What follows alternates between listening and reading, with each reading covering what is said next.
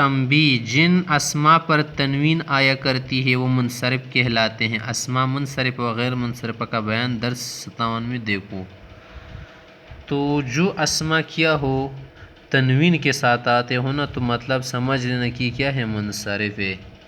موسیٰ، عیسیٰ جیسے الفاظ ہیں نا تو ان پر کوئی اعراب نہیں پڑھا جا سکتا نا، اس لیے تینوں حالتوں میں یکساں پڑھیں گے ہم انہیں کیا پڑھیں گے، ایک جیسے پڑھیں گے۔ جاء موسیٰ، رأیت موسیٰ، مررت بموسیٰ، عیسیٰ عیسیٰ عیسیٰ، تینوں حالت ایک جیسی ہیں۔ جیسے جاء موسیٰ دیکھ لے، ایسے اسم کو اسم مقصور کہتے ہیں۔ کیا کہتے ہیں؟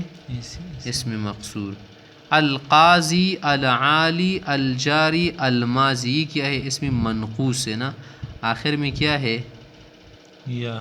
یا ہے نا، نقص آیا ہے نا، اس کی وجہ سے حرف علت ہے نا منقوص۔ جیسے الفاظ کی جن کے آخر میں کیا ہو، یا ساکن ہو، حالت رفعی و جری میں ظاہری اعراب سے خالی رہتے ہیں۔ جاء القاضی، رأیت القاضی، مررت بالقاضی۔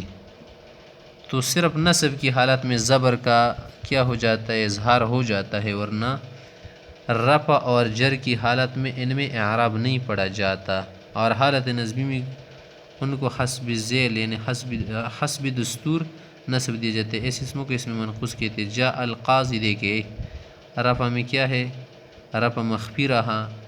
جاء غلام القاضی یہ بھی ہے۔ رأیت القاضی یہاں پر صرف زبر واضح ہو جاتا ہے۔ مذکورہ الفاظ پر لام تعریف نہ ہو تو حالت رفعی و جری میں قاض عال اور حالت نصبی میں قاض عال پڑھیں گے۔ اگر کیا نہ ہو ان پر الف لام نہ ہو، تم نے تو یہ کہنا کہ جاء القاضی، اگر یوں نہیں کہا کہ جاء قاضی تو پھر آپ قاضن بھی کہہ سکتے یا ڈیلیٹ کر کے۔ آگے کہہ رہے ہیں کہ جمع سالم کی آتی ہیں، قاضونا، عالونا وغیرہ حالت میں رفع میں، اور نصبی و جری حالت میں کیا پڑھیں گے، قاضینا، عالینا۔ اصل میں قاضیون تھا نا، تو یہ کیا ہو گیا، حذف ہو گیا، قاضیون سے قاضونا بن گیا۔ صحیح۔ ان کا تثنیہ عام قاعدے کے مطابق قاضیان، دیکھیے ظاہر ہو جاتی ہیں، عالیان، قاضیین، عالیین۔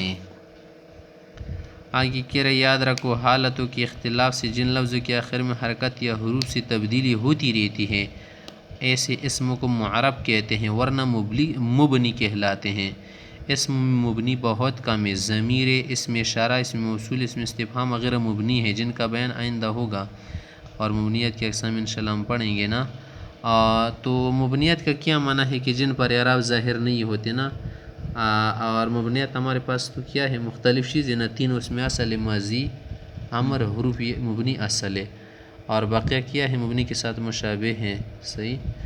اور ان میں سے پھر کیا ہے، اسم غیر متمکن کی یہ قسم ہے نا، ضمیر، اشارہ، موصول، استفہام وغیرہ، عقود، ندا، عرض وغیرہ پڑھے تھے نا ہم نے۔ آگے کہہ رہے تنبیہ، ضمائر مرفوعہ منفصلہ سبق 6 میں لکھی گئی ہے، باقی ضمیروں کا بیان سبق 11 اور 15 میں ہوگا مفصل بیان، انشاءاللہ سبق 41 میں ہوگا، وہاں پر دیکھو۔